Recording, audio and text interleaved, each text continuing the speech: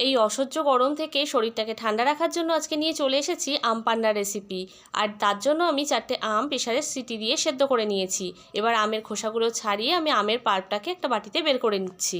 এইভাবে একটা চামচের সাহায্যে আমি আমের আটির থেকে পাল্পটাকে বের করে নিয়েছি। এবার একটা মিক্সির জার দিয়ে এর মধ্যে দিয়ে দিচ্ছি আমের পাল্প, পুদিনা পাতা, একটা কাঁচা লঙ্কা, দিয়েছি বিট লবণ, চাট মশলা, জলজিরা, আর দিয়েছি ভাজা মশলা ও পরিমাণ মতো চিনি। চিনিটা তোমরা তোমাদের স্বাদ অনুযায়ী দেবে। এবারে সামান্য একটু চিল্ড ওয়াটার দিয়ে আমি এটাকে একটু পেস্ট করে নিচ্ছি। এই রকমই আরও সুন্দর সুন্দর রেসিপি পাওয়ার জন্য যদি চ্যানেলের নতুন সদস্য হয়ে থাকো অবশ্যই চ্যানেলটা সাবস্ক্রাইব করে দিও।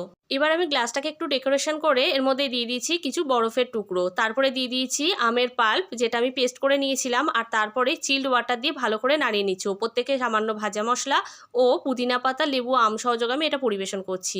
তোমরা বাড়িতে ট্রাই করে দেখো, খেতে কিন্তু খুবই দারুণ হয়েছে আর গরমে খুবই উপযোগী। যদি ফেসবুক পেজ থেকে দেখো ফলো করে দিও।